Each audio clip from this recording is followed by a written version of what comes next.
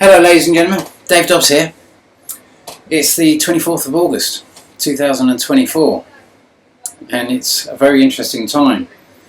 You'll notice that on the 6th of August this year, just gone, the Ukraine war has now turned into the invasion of Russia on the 6th of August, and this year is an interesting time. It seems to be where everything is kind of pushing towards a much bigger scenario playing out in between. Is it Ukraine and Russia? Is it NATO and Russia? Is it Britain against Russia? Is it America against Russia? Who's actually driving this forward invasion? Certainly it seems to be lots of kind of like American, British, French, and probably so much more kind of military hardware backing up this invasion. You know, all the media, depends on which stories you watch, are suggesting it's one or all of these elements involved in this invasion. It's potentially not just Ukraine that's driving this, it's potentially Britain, it's potentially America. The most common kind of suggestion I seem to see on the internet at the moment on the various different feeds is this is much more of a NATO-led coalition against Russia. And of course that's what I wrote about in my book Laughing Gas when I published it in 2011, 2012, that Britain is being used as the Trojan horse to break up the European alliance and feed Europe into a war against Russia, and that seems to be unfolding now, and it's been going how long? It's been going. You know, the coup started in 2014, and now it's gone 10 years, and it's dragged out it's been dragged out a long time, and it's cost Russia a lot of money. It's obviously cost Ukraine a tremendous amount of money, or it's certainly run up enormous amounts of debts with all the hardware it's used for its liberation, so to speak, and much of the aim of this, no doubt, has been to kind of really see to kind of deplete the kind of Russian stocks of weapons and everything else like that, and to also potentially see the kind of weapons that the Russians have developed, and to kind of like to preempt what type of war it would be if all these nations suddenly got involved in a massive war, and to fight to reinstate hegemony, as in who wins the wars and who loses the wars, and who has the control over the global finances, and how the whole fiscal system, how global fiscal systems work here after this, which is. So it's a wheeling and dealing time. It's a kind of a time where everything's on the table. BRICS, as in Brazil, Russia, India, China, South Africa, are kind of coming together with many other nations joining them now to come up with something that challenges the whole SWIFT banking systems, and to come up with a whole new kind of way in which finances work. We're seeing a lot of change. Everything's on the table, and what I saw when I wrote Laughing Gas, which I published as a periodical in 2011, and published it as a whole book on the summer solstice 2012. And so this is a massive time for me to see this suddenly reach this next stage, and it's really trying to push, in my opinion, it's really trying to push Russia into an invasive manoeuvre where they strategically go after either Britain or America or the key suppliers of weapons in this situation. I noticed that America on the media front is desperately trying to play down this whole thing and suggest that they don't want to supply Russia with long-range missiles and what have you, and playing the kind of like, oh, we don't want war in this, even though they pretty much started it in 2014. But then, there's many different ways of looking at this, and I'm not trying to suggest I know who's truly absolutely responsible in this, because we could see it from many different ways. But from my perspective, when I wrote Laughing Gas, I wrote it from the perspective of understanding that my big message in all of this is, if I saw this whole thing unfolding, and as soon as we go to try and start World War III, it all goes really bad for Britain. It goes tragically bad for Britain, because things have to happen to stop that, because the whole world will be plunged into a very, very dark, terrifying place if that happens, and that just can't be allowed. The whole vibration will be plummeted so low, it will be so terrifying. Britain would become an absolute war machine in that. It would be terrible. You know, and there's all this to Putin saying that kind of like this Kursk invasion is heading towards the nuclear power station, and so they've really had to bolster their kind of like defences around there. And obviously that's, you know, and the kind of like the type of weapons that are already being used in the Ukraine, all the depleted uranium bomb shells, the toxicity, the everything, the massive loss of hardware and personnel, and you know, it's reaching a stage where if something doesn't happen soon, this thing's gonna spill out of all proportion, and that seems to be a big concern for, you know, my kind of messages coming through from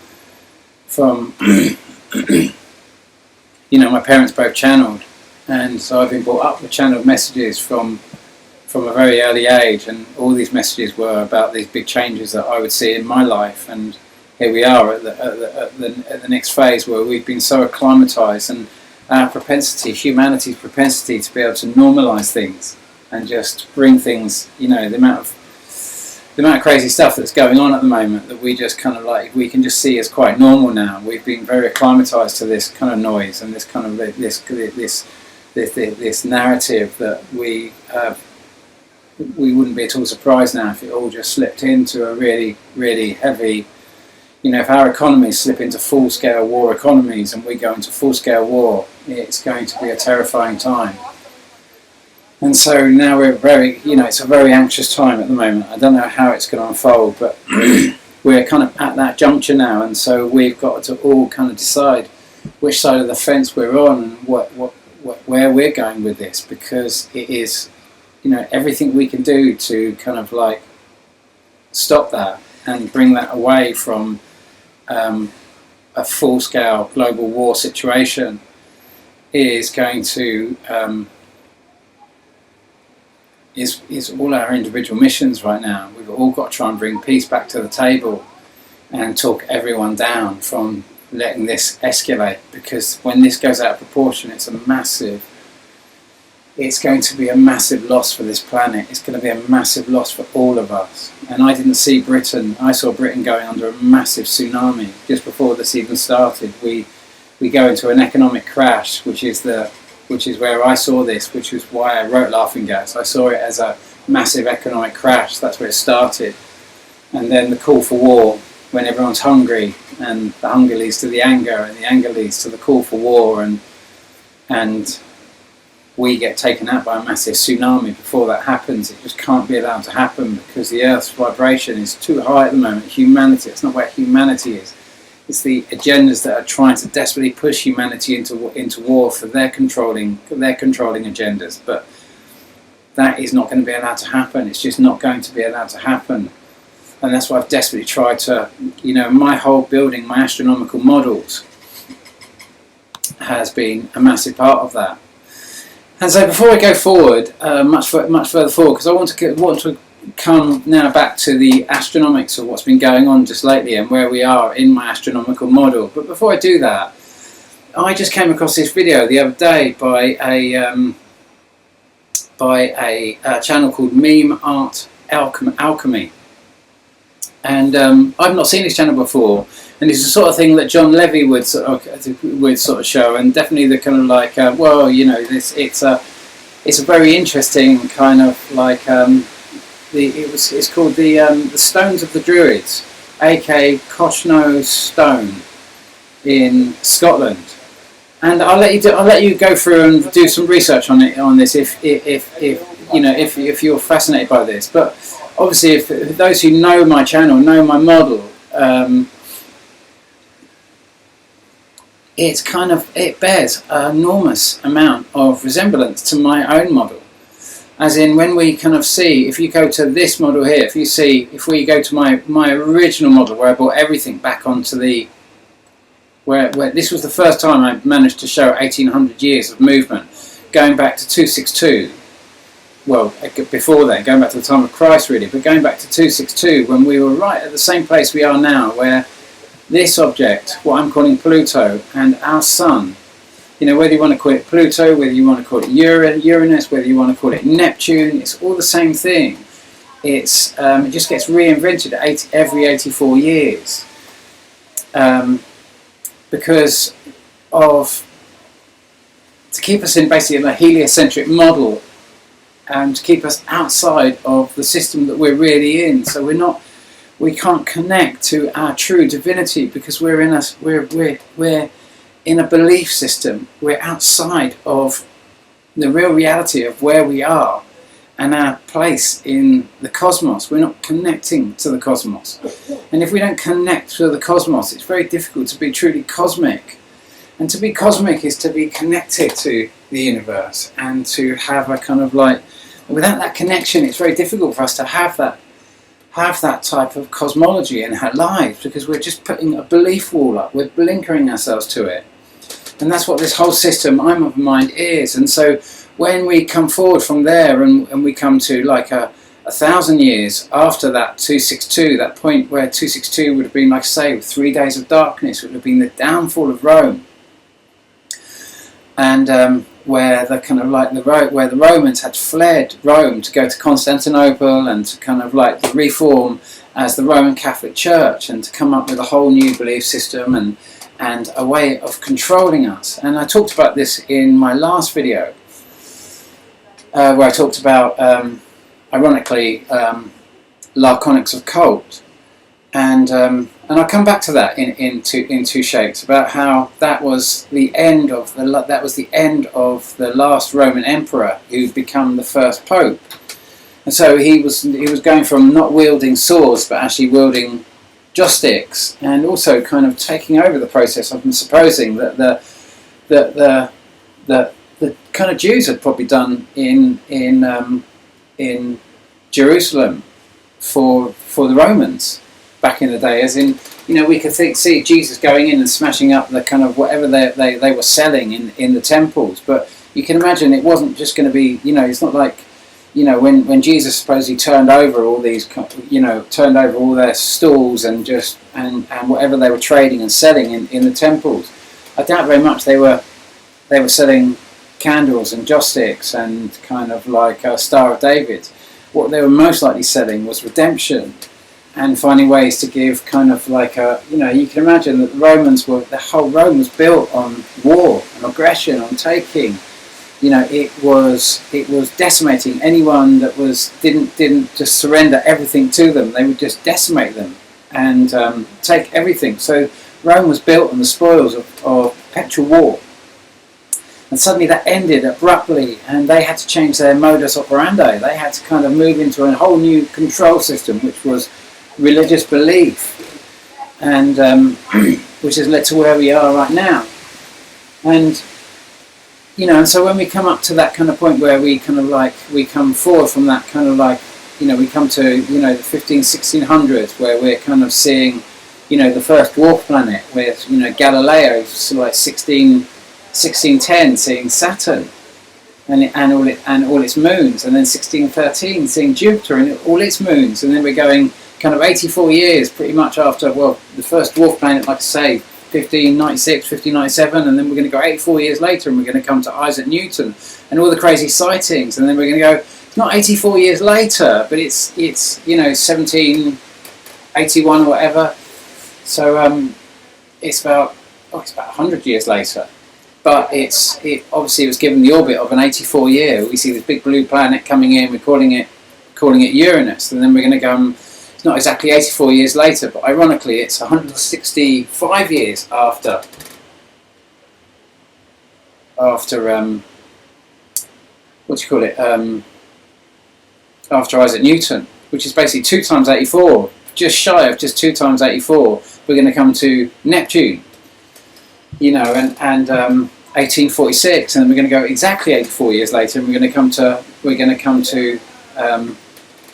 Pluto, another big blue planet. And you can imagine if all these big blue planets are the same thing, which is what I'm suggesting, and that they're all really Jupiter, except we don't really understand, because Jupiter really is the big blue Kachina, as in the kind of like what the Mayans and the Aztecs and the kind of prophecies about the blue Kachina and the red Kachina, they just fit right into this.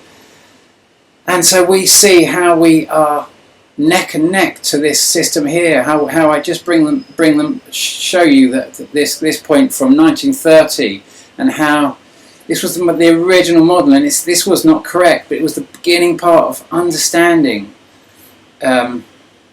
what this interaction is. And then I kind of bring it closer and I kind of show you that interaction of the Pluto system, or the Neptune system, or the Uranus system, or the Jupiter system, which however you want to call it, it comes so close to our Sun that its planets are drawn in and come right round our Sun, and that's the big cycles of planets that I show in my model. And certainly if I bring you to this model, and I show you all the sightings that we've seen since 2004. I'll just run that reasonably fast, just so you get a glimpse of all those flybys coming in, just to try and show you. This is again, it's a very ballpark figure, and you'll notice I've added Saturn to this, but I've added Saturn as in the kind of 29.5 year orbit as we understand, and all the other planets I've put into the proportions as I'm really seeing what they're doing. As in Jupiter it goes round the Sun, it goes round whatever it's orbiting, it's coming right round our Sun, as in you're seeing a massive plasma shot there of what we understand as, what I'm understanding as Jupiter. This crazy shot here by Dill Martin in 2000, at the beginning of 2017, and the big shot there that I predicted in 2000 on the 20th of January 2017. All these crazy shots, there's just so many, and we're racing through those. But I'm just kind of giving you that ballpark figure, just having a quick glimpse at all of these different sightings. Sometimes they've eclipsed the Sun. We've just had a magnitude of the most incredible shots, and like I say, often another eclipse there. We've had several eclipses of the Sun. We see these epic shots of big blue planets. We've got record-breaking volcanoes going off. We've got all the evidence of something massive affecting the planet. So this video, this shot here of these stones, he'd uncovered this in potentially his garden. I'm not too sure he'd uncovered them, and ironically it's all been covered up again now to supposedly protect it. But isn't that funny that here we get this idea of this big system? That these are all kind of like these are all engraved on some big rock, and here we have two systems that seem to be orbiting something over here, and they seem to be syncing up, and there's an interaction between the two described in this process here.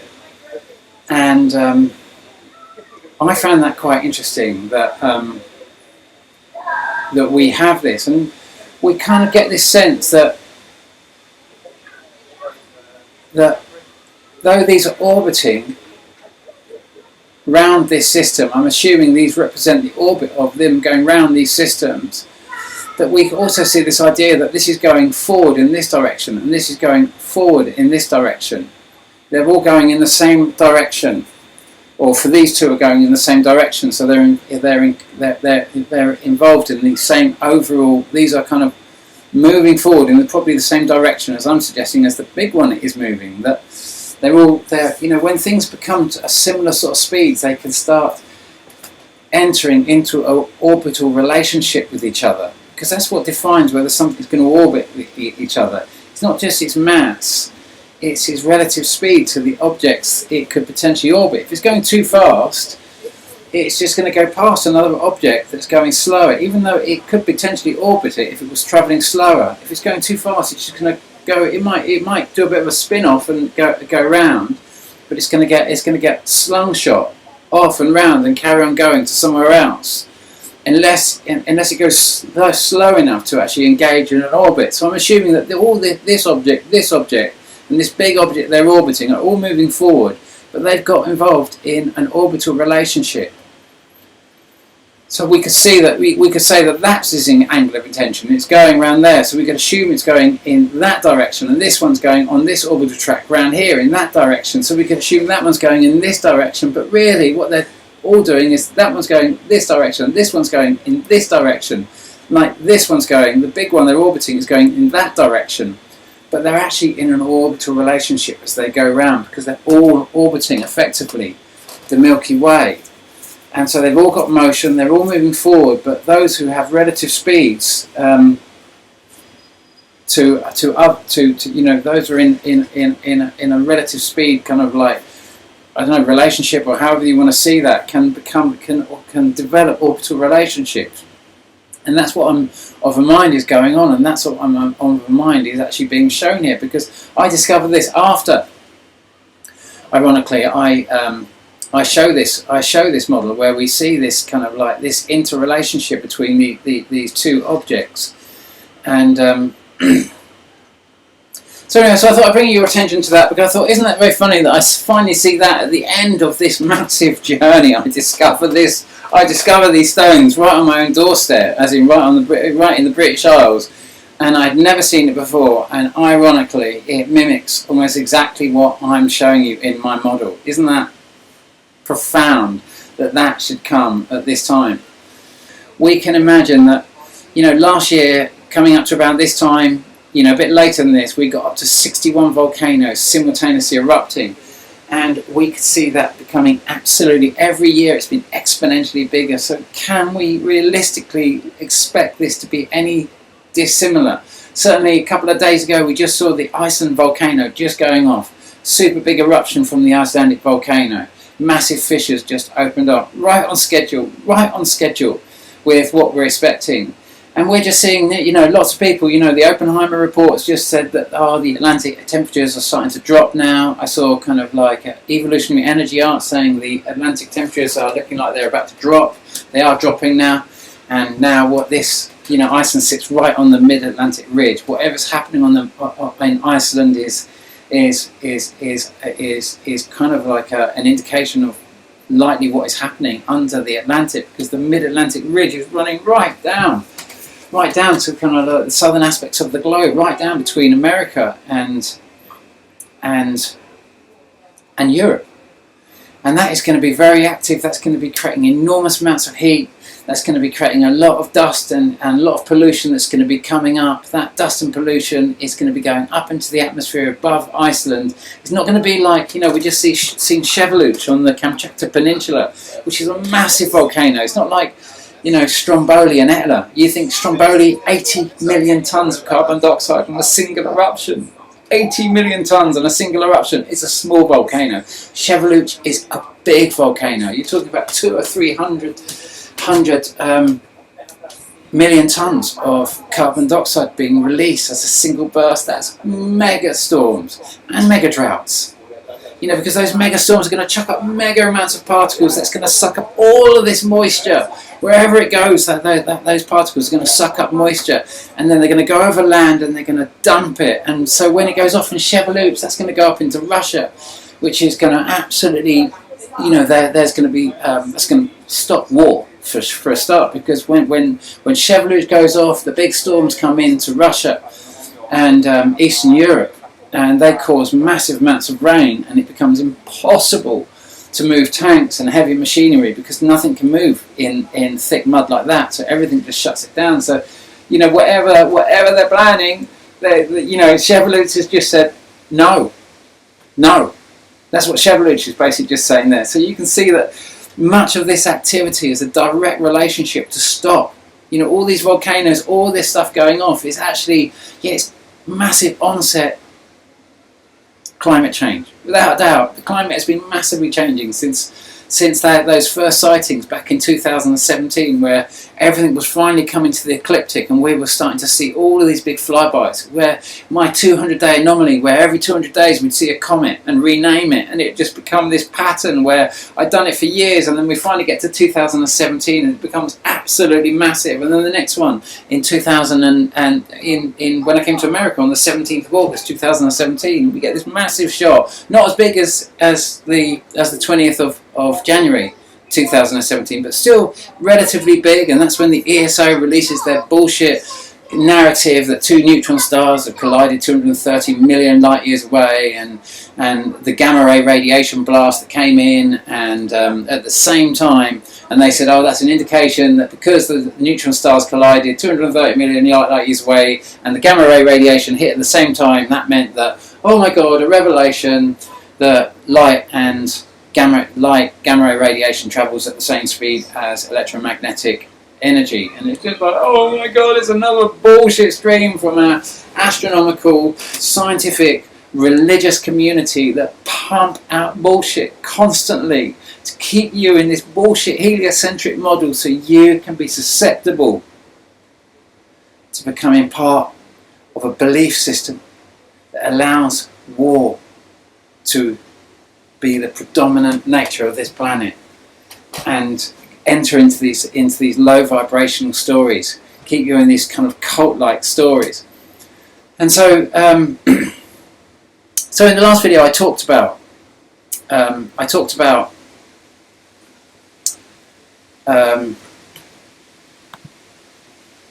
in this video here I showed this shot and I said, you know, Jupiter is looking a bit too close for comfort.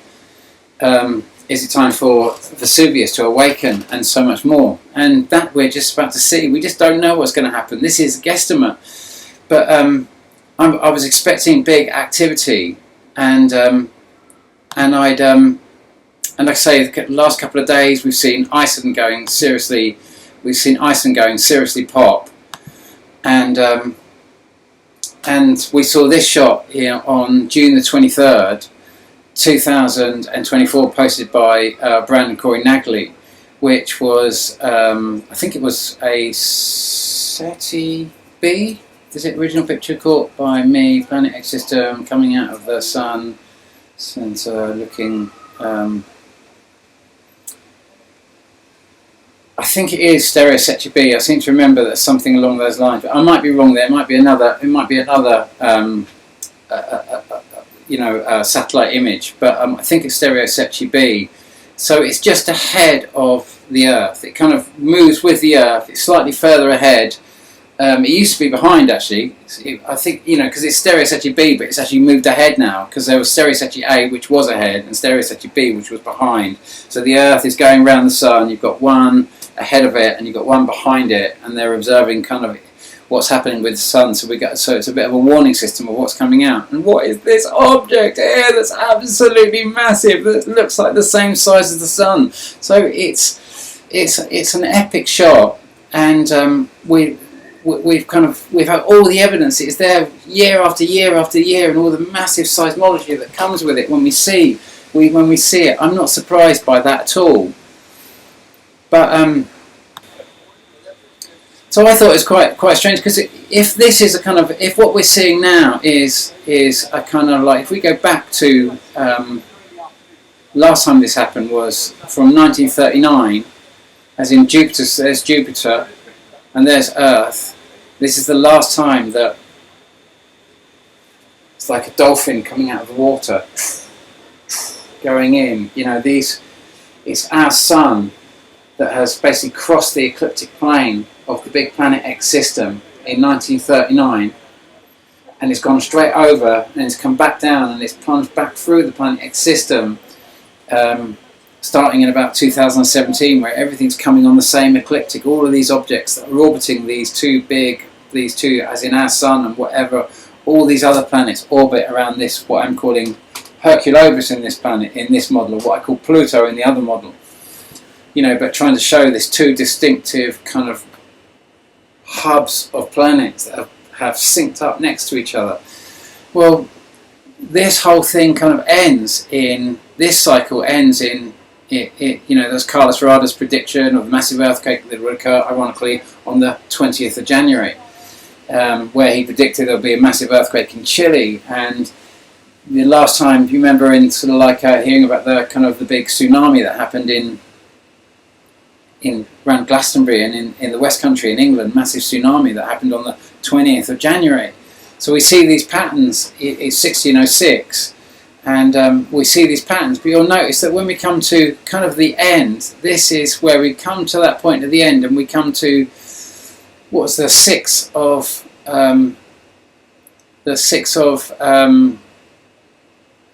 August.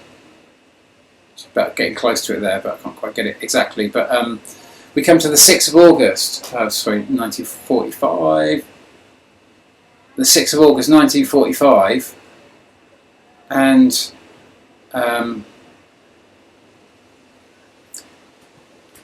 that's the day the Americans detonate the nuclear bomb. And so I knew that something big was going to happen on the 6th of August. Just like I was preempting that something big was going to happen for the 13th of the... What was the date of it? I was imagining it was going to be... well, you remember, that was... we saw that. That's when... This is the 6th of August is when we saw the beginning of the invasion of Russia. As in, whatever we want, we can try and pretend that this is Ukraine, but is this really just Ukraine invading Russia, or is this the attempt now to make it look as if it's NATO invading Russia? But I guarantee you, as soon as America makes this invasion happen in between Europe and Russia, America will play the goodie and pull out completely. It will pull out completely, saying it's not behind it, just like it's doing at the moment. Oh no, it's nothing to do with us. Nothing to do with us. They want to start this. They don't want to be involved with this. They want to go after other. They want to go after other enemies. They want to go for the big crusade in the Middle East. And so this is a religious agenda that's unfolding, and it needs Russia to be taken out of the equation and be preoccupied. So in this effort, this massive effort to try and wash their hands of it, now they've started it. And Britain, Britain is so much. I'm not trying to blame this on America. Britain is massively involved in this, and we're desperately trying to drag these countries into these wars, to start these wars, to start this massive lowering of the vibrations to make us accessible to what's really coming in. And so what is coming in? Well, we need to now come back to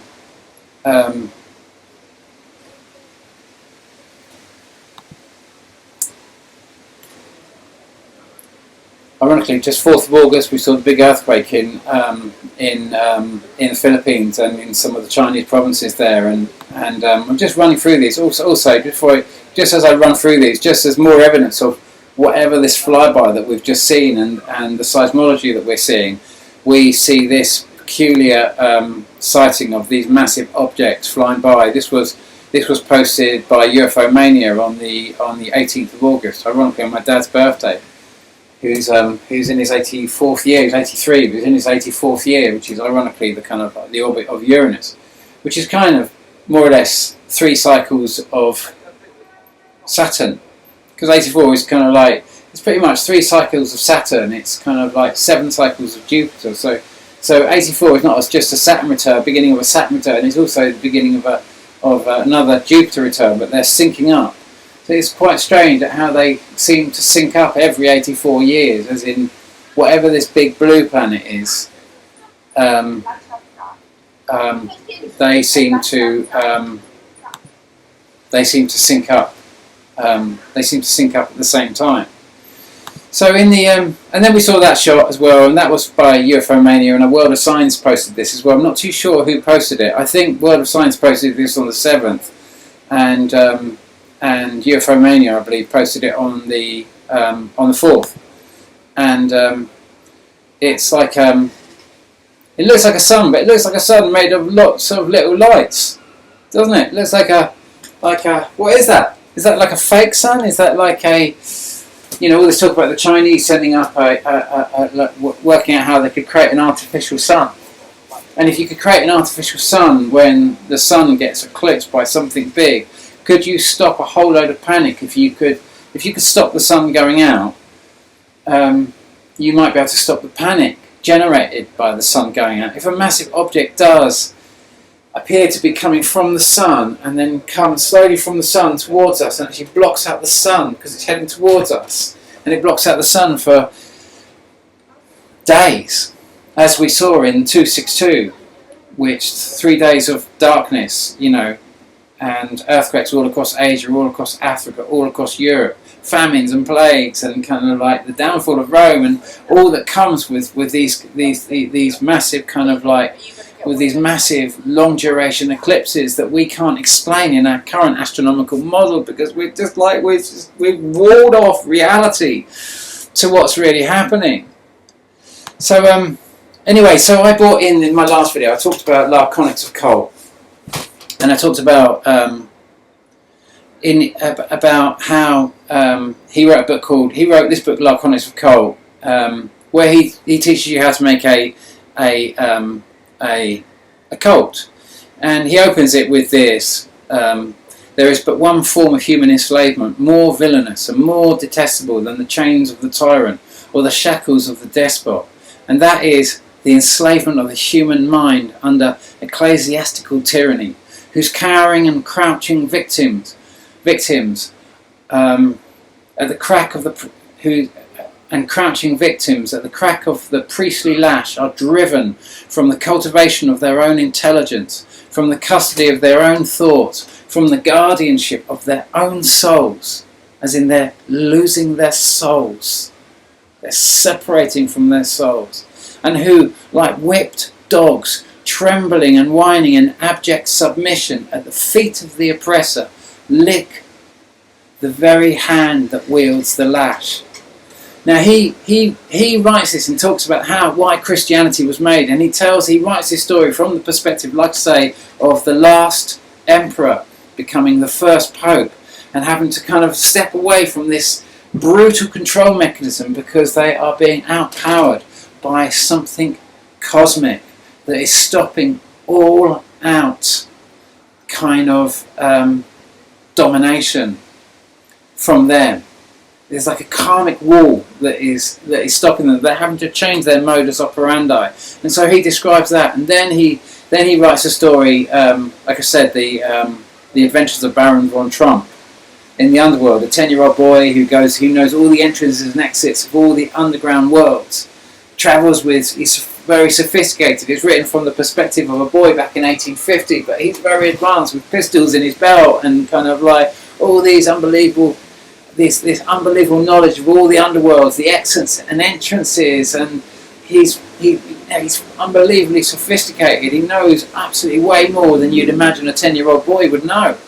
And so he creates this kind of what we would see now in this modern world as kind of a bit of a superhero kind of boy that is just has unfeasible abilities, unfeasible knowledge. He's obviously not a human as we would understand it.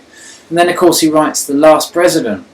And he's writing The Last President as in the guy that's looking like he's going to come in to be president is actually creating anarchy in everything he's doing. And he's creating distrust in the whole system, that he causes a revolution before he gets to power. And then he unwinds the whole kind of like the American Bill of Rights, or whatever you call it out there, the big constitution that was it the Bill of Rights or whatever it is, but he rips it up. He causes the people to rip it up because they can't believe, they know that if the election comes that he will never be able to, this candidate will never be able to win because it will all be fixed, that there's no real election happening, it's just a massive theatre show and it's got to be stopped. So he makes a revolution happen. But it's an orchestration because it's not really the last president, it's the first emperor, as in it's the return of the emperor, it's the second coming of Caesar, as in it's the second coming of the empire of all out control by this, whatever the Romans are or were. As in, the Romans turned up in about 600 BC, but that's also about the same time as the kind of like, that kind of runs concurrent with it's like, that's kind of when the Titans turned up also. So imagine if the Romans, as in the Romans, the sea people, the boat people, whatever you want to call them, that invaded kind of like where we got evidence of they invaded. The only place you'll find evidence of an invasion is of the sea people are by those who beat the sea people. Because whoever becomes the victor rewrites the history books as they want it to be. So they write their existence and they're taking over out of the equation. So they've always been here. And the ones that were here are the enemies, the ones that shouldn't be around, and the ones you want to get rid of, the bad ones. And so they're always pushed out and they're not part of the whole story. And the winners always write themselves and turn the whole place into their story and their narrative and their history lines. And so wherever the sea people were victorious, you will never hear about them. You'll never know they were here. You'll just know that they will be ruled by maritime law of the seas. If they were kind of went under the wheels of the sea people and they were taken over. And so to me, Titans, as in the moons of Saturn, whatever Saturn brings in, and brings in with the Titans, they were clearly, in my opinion, the sea people. And so the only real evidence of the people who defeated them were the Egyptians about 1,000 years before Christ. So we have evidence of these boat people, these sea people, with these rowing these boats into all these amazing images, left by the kind of like the Egyptians of the sea people invading and how they overcome them and beat them and warded them off. And so we kind of see this kind of same thing happening, that the Romans were the sea people. They were the invasions. They were the Titans. They are the Titans. They are what we would call the kind of like the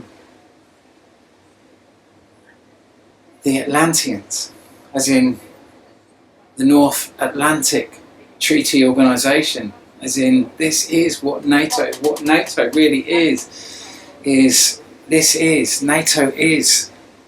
We are effectively, when we're ruled by these stories of belief, we go into these aggressive war belief systems, and our souls, they've got no choice but to be leaving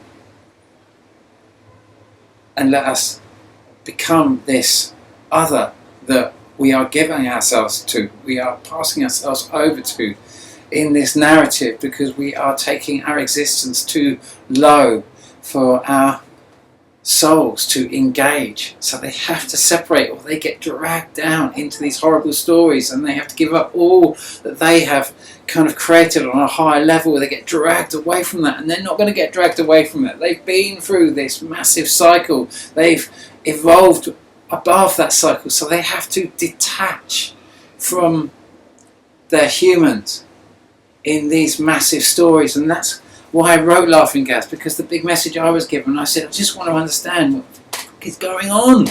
And the answer I was given was, put simply, your Earth will no longer support duality. You're not choosing a side. You're not choosing between BRICS and kind of like SWIFT payments. You're not choosing between America and Europe, or between Europe and Russia, or between Ukraine and kind of like Kursk, or however you see it. You're choosing a soul in this narrative, and where you go and the big story you're in. And it's now, it's all happening right now. You're right on the very cusp of it right now.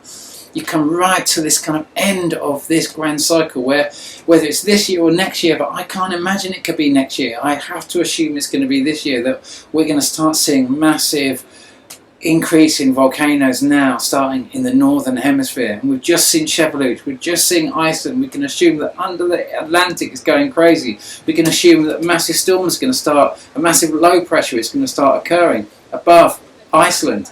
And that's going to start drawing up all of those jet streams, like they were drawn up in around about the June-July period, where we started getting big storms and massive kind of bad weather situations in early summer, as the jet stream was pulled right up, and instead of cutting across into kind of southern Europe, it suddenly went straight across Britain, and we just got endless storms, endless bad weather. It was like we were in the middle of winter. We were like in the tropics or something like that, in a tropical storm. So we come to that sort of time, and so I made that video. Where did I make that video? I made that video on the 9th of July, and Trump's assassination was on the ironically on the 13th of July, which is also 11/11, which is also kind of like Caesar's birthday. Is any of this really surprising you? You think, he's got a big part of his money is coming from kind of like people like Elon Musk. And you see Elon Musk, he's got all this crazy technology coming in, hasn't he? He's got all this electronic kind of genius coming in with all his battery technologies and all this kind of motor technologies and all this kind of like the car navigation technology and all this technology which suddenly he's able to bring together. Where's all this technology coming from? He's got a few people that are just designing all this kind of crazy technology, all these jet engines he's developing, all these different space programs he's running, his entire massive link. He's just embedded in massive high-level technology, which supposing he's all bring together out of nowhere. It's clearly, in my opinion, it would seem that he's getting this from somewhere, like military. It's like hand-me-downs from the military, and that's what happens. Stuff goes, technology goes to the military first, and then it gets kind of contracted out. And so all this is coming via organisations like NATO, like the American government, like the British government. This kind of like this releasing of intellectual property, and this intellectual property is what I'm of a mind is exchanged for the human domination. And that's why this has all been going on, because we've been taking technology from the Titans, from what we would call the Romans, what we were this whether you want to call them, whatever these beings that have lived that are oceanic. There's a much bigger story unfolding right now, and it's asking for all-out war on this plane. We're like being farmed on this planet we're imprisoned in these little tiny belief systems which separate us from the cosmos and lead us into being fundamentalists. And remember what Laconics occult talked about, how we can how you make a cult, which was how you kind of like how you take 1/3 truth, like we see the massive release of carbon dioxide from all the volcanoes. But we say there's a massive release of carbon dioxide, but humanity is the cause. We completely ignore the massive amount of volcanoes going on. And we say that's being caused by humanity. So we take a truth and we distort it with a lie, but that lie drives an agenda. You've got to go and you've got to buy a brand new car, you've got to go and take a vaccine, you've got to go and pay a nuclear power station to build, like here, Hinkley Point, built on the main tsunami hotspot where that tsunami happened on the 20th of January 1606, where they built the Hinkley Point nuclear power station, or where they built Fukushima, right on the biggest tsunami hotspot in Japan. Or you look at you look at Chernobyl, when Chernobyl went bang on the 26th of April 1986, when we had a massive earthquake on that fault line, which is very close to the fault line that separates the African plate from the Eurasian plate, which Ukraine doesn't sit that far above. And when that massive earthquake happens, it happens in Dharamsala, which is up in the Himalayas. But that fault line runs right down from the Himalayas, right above Africa, right below kind of like Russia, and that kind of like the Eurasian plate sitting above, and it just travels due west, and then it's going to go cut through Europe, and then it's going to go through kind of, in my opinion, it drops right down to La Palma. It actually drops down the African coast, and then it swings back up. It doesn't go the exact route that we've been told, that La Palma actually sits on that same fault line, and then it goes out to join the mid-Atlantic ridge in the middle of the Atlantic, where we see the Azores, where the big volcanic sort of like the volcanoes there that come up out of the Atlantic. That is the joining place of that great fault line that divides the Eurasian plate and the African plate and meets, like I say, the mid-Atlantic ridge.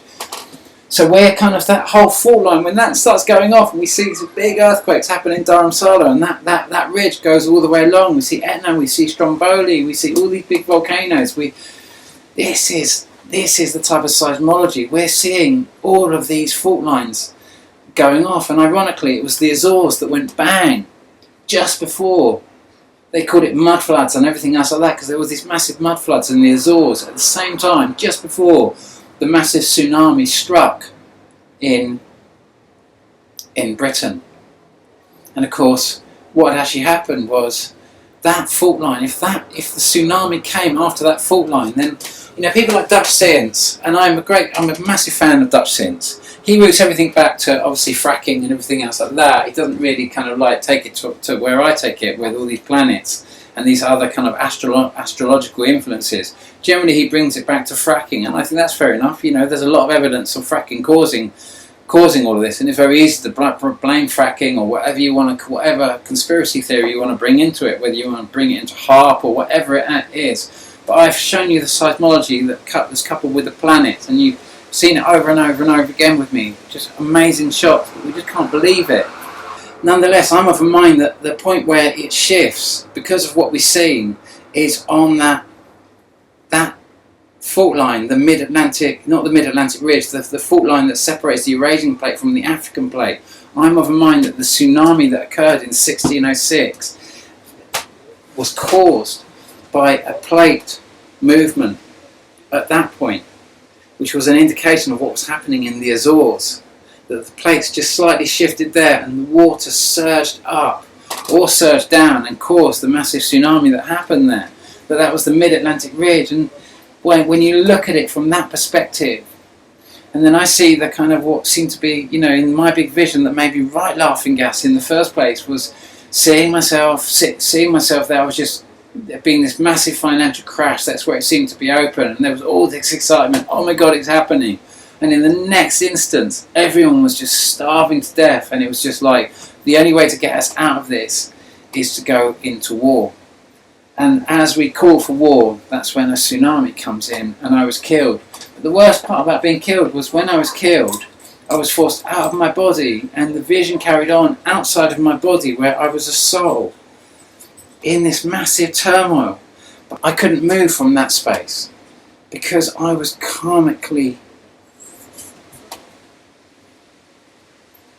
trapped by my involvement in making this massive war happen.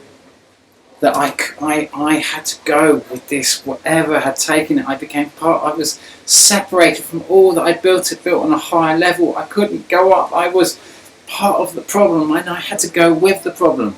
It's like, I was talking about how Laconics occult, how you can kind of like, how we could take it, we create a religion. Let's forget Christianity. Let's think about how, you can see how Christianity was all being used to bring about the kind of like the return of the Roman Empire, to bring in the kind of bring back in the Titans, and how carbon dioxide, we massive release of carbon dioxide, and then we use that story to say it's all been caused by humanity. And so then you get a young kind of enthusiastic environmentalist who wants to save the world, and he's just going to go along, he's going to go into kind of looking at abundant clean energy. And remember, China's just starting now, they've just commissioned a thorium clean nuclear power station, so they're going into abundant clean energy. Obviously that's going to make them the enemy of the Western world, because if it's not nuclear, it's not toxic, and it can't generate nuclear weapons,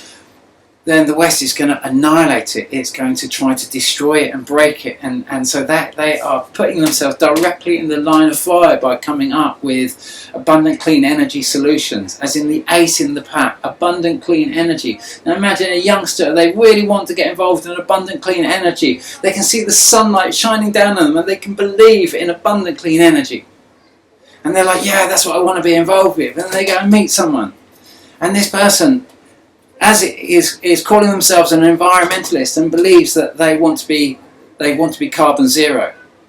That they're going to try and teach them that they want to be carbon zero. They don't want abundant clean energy. They don't want to focus on that. They want to focus on what makes a ghost. as in no carbon, as in a being that hasn't got carbon, as in a carbon zero being. They want to be a ghost. They want to be a ghost. They don't want a physical body anymore. They want to be bodiless. They want to be a ghost. They want to kind of believe that carbon dioxide is bad. Even though if you were looking to terraform a planet, you'd be looking for a planet with volcanoes. Or you'd have to make volcanoes on a planet if you were going to terraform it. Once you got your water ore, you added water ore, you made perhaps a planet with water but didn't have any volcanoes, no release of carbon dioxide. You'd have to make some volcanoes on that planet to produce the carbon dioxide to kickstart the whole ecosystem, because if you couldn't add carbon dioxide into the story, you basically couldn't add life to that story. And it was an essential part of the whole. It was an essential part of that whole process. And so we kind of like, you can see how you can corrupt an individual into a cult by to get them to attach themselves to a very heavy story that takes them down. And that's what I saw happen to me. That's why I wrote Laughing Gas. That's why I've dedicated my life to trying to stop this war, and to try and make you aware that you've got to do everything in your power right now to kind of appease your soul, to make sure your soul absolutely knows that you are not part of this agenda, that you're not really just a Roman, you're not a Titan that's coming in with this intention. You're trying to sound like you're a nice person, a gentleman, but really you're kind of like a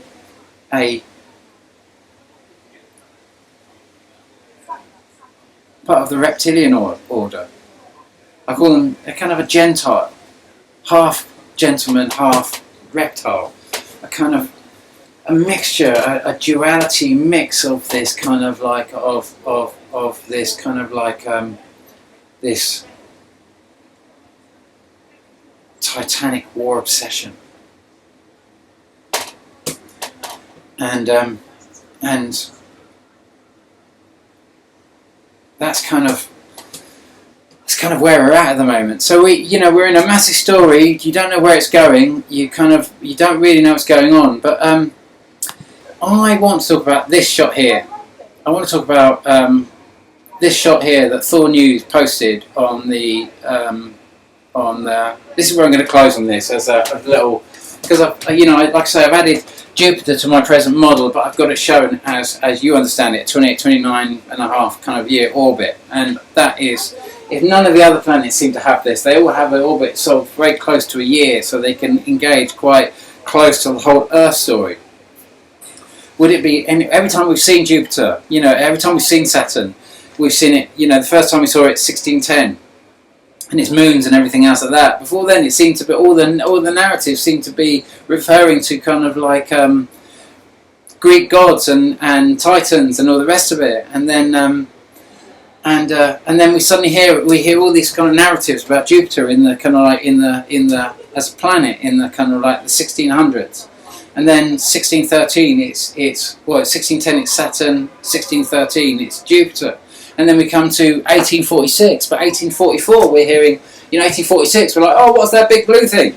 Oh, it can't be Jupiter, no, it can't be Uranus, because it's on the wrong side of the solar system, so we have to rename it. But then, guess what we see? We see Titan, and we get these first images of the moons of Saturn, and we're like, oh my god, look, there's Titan, there's da-da-da-da-da, and all this sort of stuff. So it seems every time we see the big blue object, we get sightings of Saturn also. And these run in hand, and now we're seeing these epic shots of this big blue planet, and we're seeing these incredible shots of Jupiter. Well, this is not that unusual. And then sort of we come further forward, and we come see this video here by Star Titan, which is very fitting, isn't it? So they're obviously making videos about I don't know if they are obviously, but Titan, moon of kind of like of Saturn, so maybe it is all about, I don't know, but maybe they make videos about, maybe they're just it's just an astrological sort of like thing, and but anyway, Star Titan, that's the name of the channel. But they're showing you, like you'd see with an eclipse, they're showing you how an eclipse would move across, and they're just showing you the same sort of thing you'd see with the eclipse path, but it's actually the eclipse of the moon over Saturn, occultation of Saturn by the moon. And then we see this little story here, and he'd written this little thing saying, Saturn's disappearance behind the lunar disk occurs once in approximately 18-year cycle. That is, the occultation can be seen from somewhere from the Earth once or twice in a year, and then not again for 18 years. And we're like, oh, right. So that was the kind of story that we've been brought up with. We can kind of like, and then we can sort of come to this story here, and how often do we see an occultation of Saturn? And here we've got a kind of like worldwide. There are 22 lunar occultations of planets this year. On average, someone somewhere on Earth can see an occultation of Saturn every 168 days, but the events can be irregular.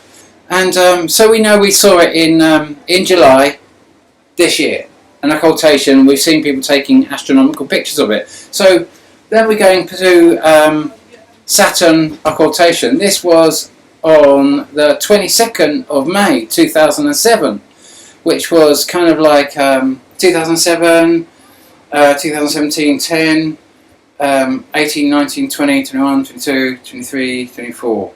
That's 17 years after, which is almost like, you know, it's a 28, 29 year orbit. So that's a little bit more than half its orbit. So we'd expect in May 2007, if we're seeing it in July, and it's in our night sky in July 2024, then we're sort of expecting it to see in the opposite side of the planet. So kind of like a June, July, December, January. We're kind of more expecting it to see it in kind of like December, January, kind of like, not in May 2009, but we're kind of more expecting to see an occultation of Jupiter, of Saturn, in my opinion, in this, because, you know, we've got a night sky, we're going supposedly round the sun, and Jupiter is kind of taking 29 years to move around the sun. So technically we shouldn't be able to see that in May 2007, and yet we see it in May 2007. And then we've got this, on Friday, March 29, 2019, Saturn was hidden between, so this is March 2019. And again, there we've got an occultation of Jupiter. We're looking down on Jupiter there. You know, from this perspective, we're looking down on Jupiter there. You know, is that a real shot? Or is that an artist's interpretation? I'm not really too sure. But here we've got Saturn occultation by the moon. And this is a December shot by, hang on, artist credit ESO.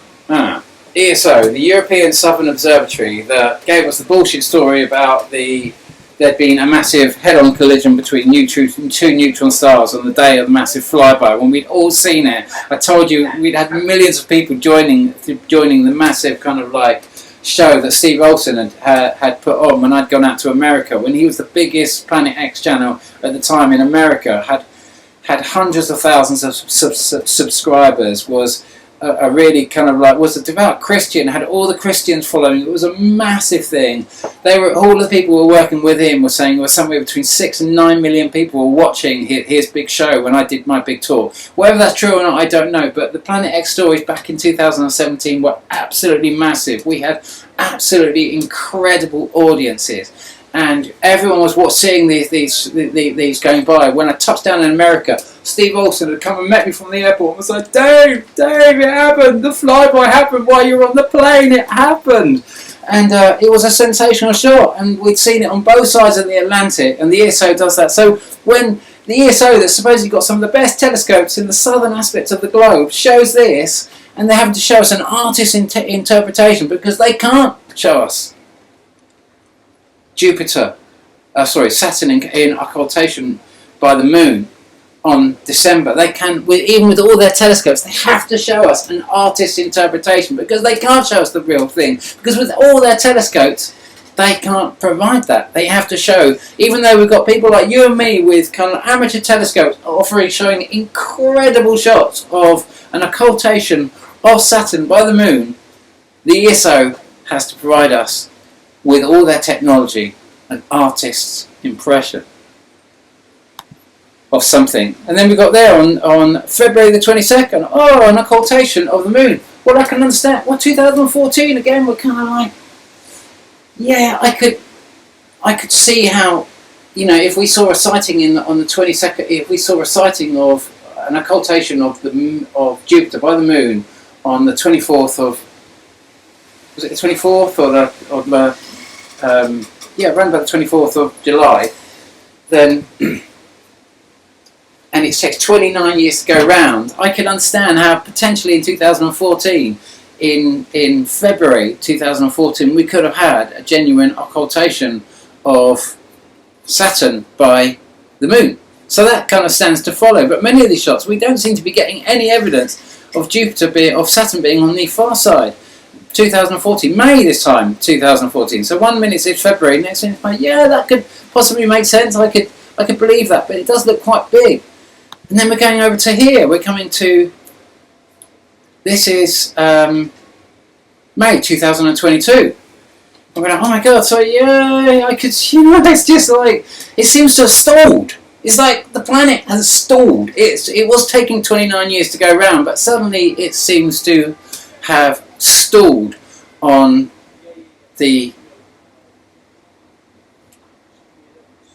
our side, on the kind of like July, May, June, July side of the sun, and that was the last occultation that was posted by Suppose Earth channel, and they're showing. I'm not too sure what observatory he's using there, what telescope he's using there actually. Does that say? No, I can't quite see that. But anyway, that was an interesting shot, and he just takes you through the occultation that was coming up. The Thor News also showed. Incredible footage of Saturn being behind the lunar occultation, 22nd of June 2021. Oh, go back in June. So now it's jumped forward again, June 2021. It dropped back to May 2022, and now it's gone forward again to June 2021. Imagine if Saturn, and you know, I don't know the answers to this, but imagine if all the, you know, certainly Jupiter, you know, that's way bigger than I'd expect it to be seen for a start, but imagine if Jupiter, Uranus, you know, I'm of mind, like I say, that Jupiter, Uranus, Neptune and Pluto are all one and the same thing, are one big blue object with these other 3 twin-tail objects and maybe more, making 4 objects. As we understand, Pluto has 4 basic moons, the biggest being Charon, which was kind of identified by Richard Harrington in the 70s. That's where we got the kind of idea of Charon. That's why, even though I don't call the big blue one, I call the big blue one, generally I call it Jupiter in my models, and I call the biggest flyby of the twin-tail object, or one of the biggest flybys, one of the pair, I call Charon. So you can imagine that I'm suspicious about the 29-year orbit, because I'm of mind that suddenly we are seeing Saturn coming on to the same ecliptic plane, being spotted over and over again, going into occultation of the moon over and over again, like we have never seen, like we wouldn't normally expect clearly, and suddenly we are normalizing the occultation of the moon, or of Saturn by the moon, and it has suddenly arrived on the same ecliptic plane. And imagine if at its closest cycle, when it's really close to us, it's actually been hiding behind the moon, that its speed and the relative speed of the moon has been the main hiding place of Jupiter, that there's a big of Saturn, that actually Saturn's been hiding behind the moon way more than we ever realised, that it's got that Saturn itself is actually been going round a bit like Jupiter at a much faster rate, but its rate has had to have this, if you like, this 28-29 year relative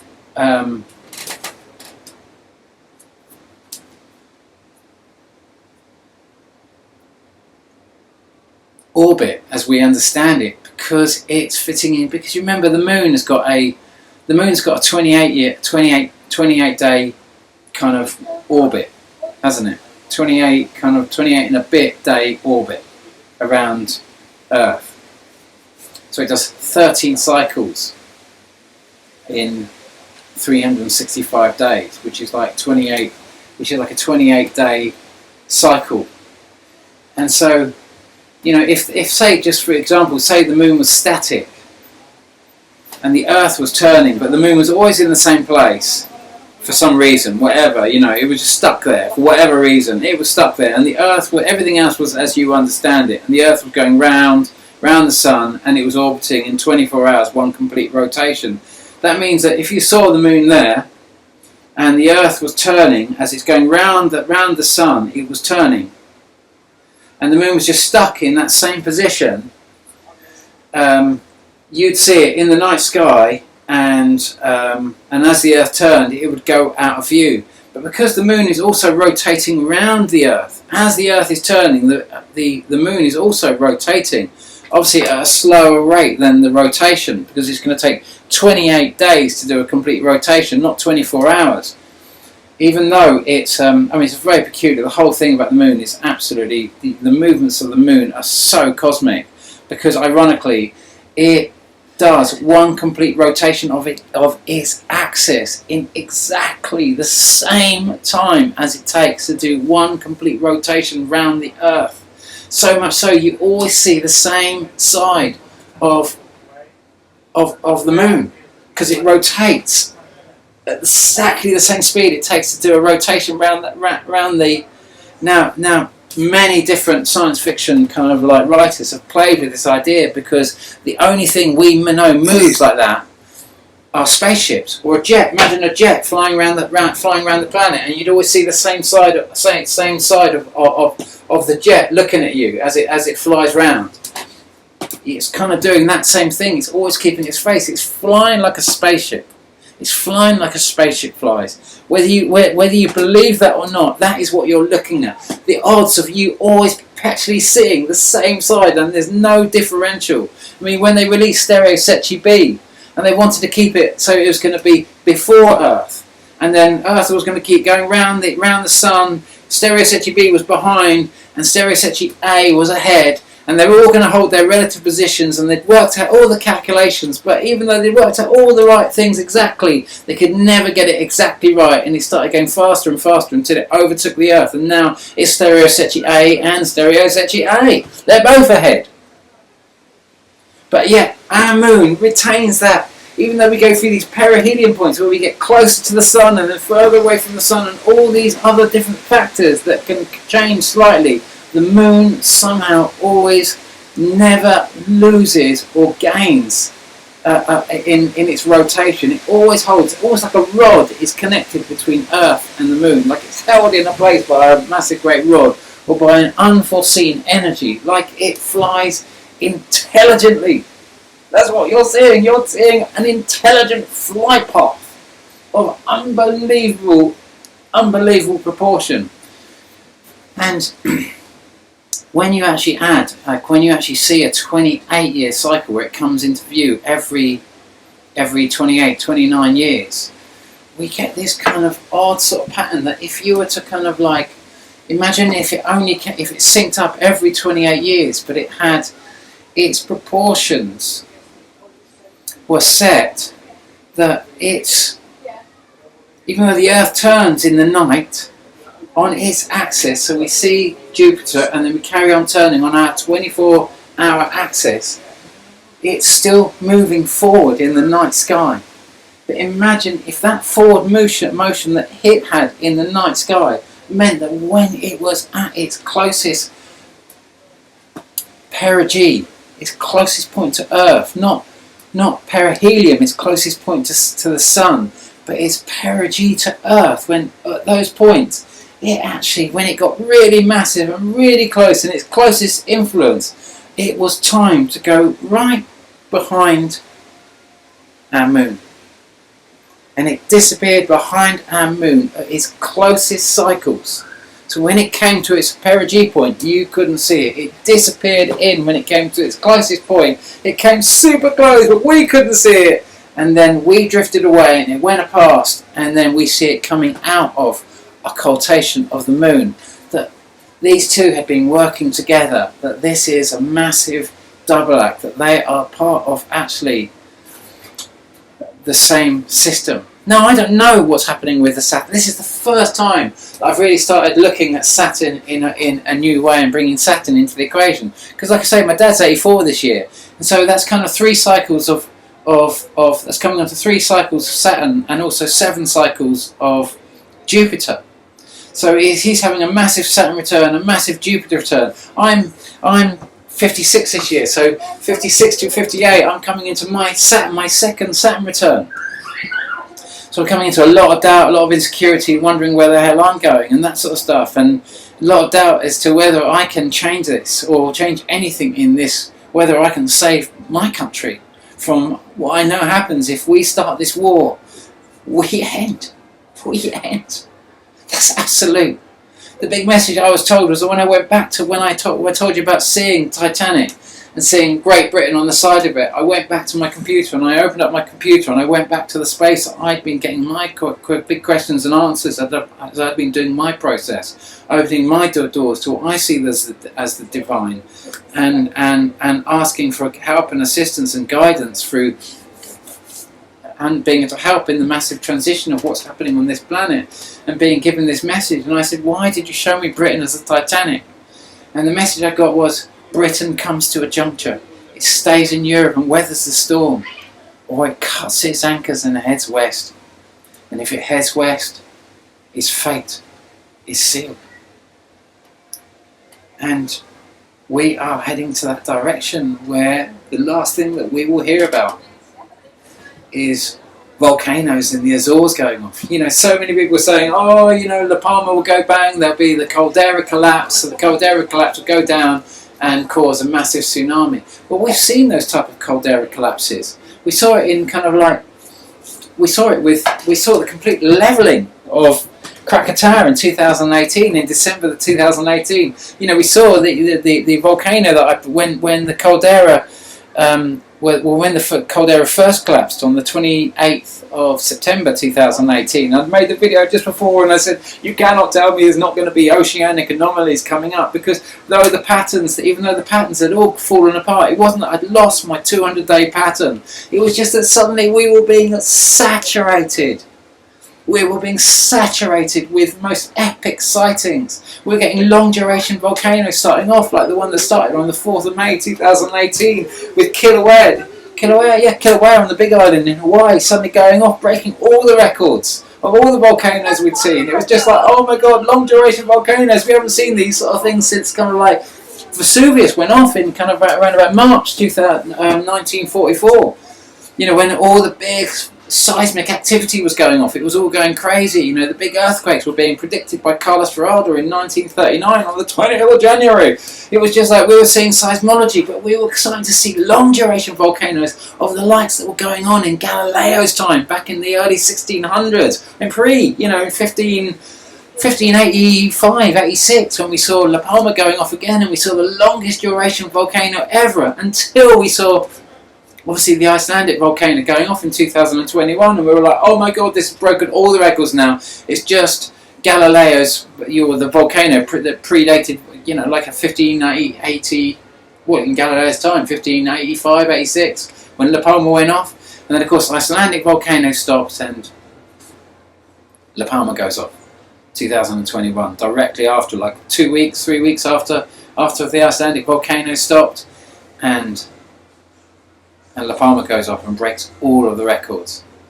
And everyone was saying, oh my god, if the caldera collapses, there'll be a massive tsunami. Of course, I knew there wasn't going to be a massive tsunami, even if the caldera collapsed, because we'd seen the collapse of the caldera on the 28th of September 2018. Oh yes, there was a tsunami. But it killed, I don't know how many people it killed. It was a It wasn't a massive tsunami. People died.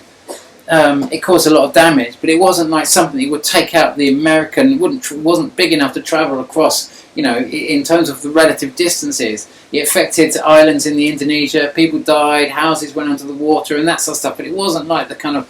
It wasn't like it wouldn't have travelled if that had been La Palma. It might have affected kind of some of the coastal areas in Spain and what have you, and wherever else, and possibly kind of like affected, created some kind of sort of tidal surges in Africa and wherever. But it wasn't something that would cause continents to start kind of going under the water. But if we go to war, if we make this war happen and we take our country, if this country tries to feed Europe into this war, we will go under the water. We will be the lesson for the rest of the world. We will be the teachers of the woes of war for the rest of the world. That is the direction Britain is heading right now. And we are getting very close to that right now. And we're going to start understanding the planets in a very, very different way when we come out of these religious cult stories of what we've done with the solar system. Clearly, Isaac Newton, as I show on the 50p coin, where we see the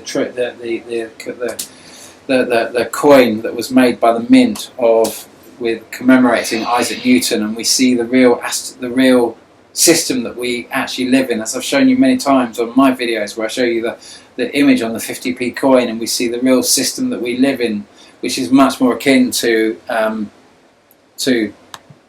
what is being shown here. A much bigger system where you're seeing two planets orbiting two systems orbiting a much bigger sun, or a much bigger whatever that is in the centre of that. But that's where I leave it. I'm going to leave you with that image. I'm going to leave you with those thoughts. I'm going to say to you, that it's in your hands now. Yeah. So we shall see what happens here, but it hangs in the balance now. It hangs in the balance. And the Atlanteans have seemingly started the invasion of Russia.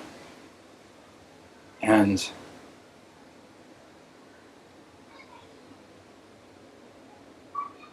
you'll move. You'll move. Which side of the fence you're going to be.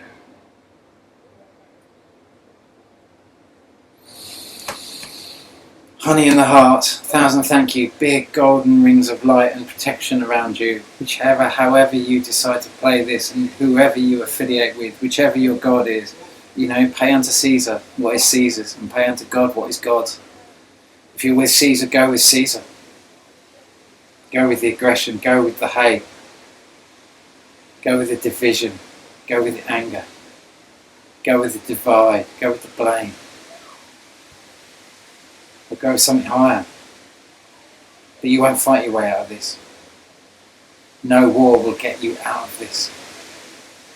There's no aggression that can get you out of this. The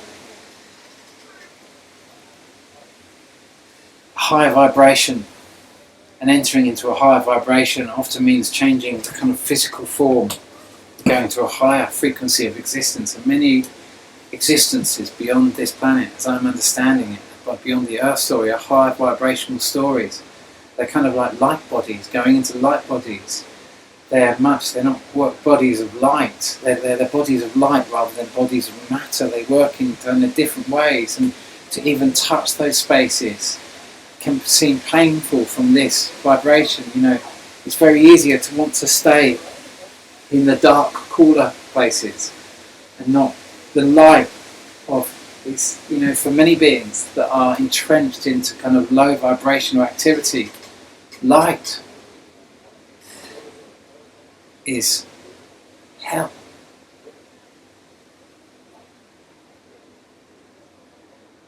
And there's some places that some souls aren't ready for. It's too bright for them.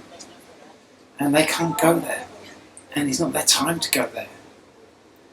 And does that mean that those that can't handle the light, just because they can't handle the light,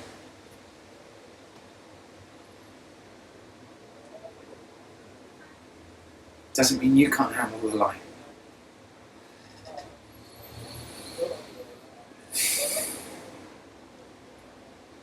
You've got to decide. Your move. Ciao. Good luck.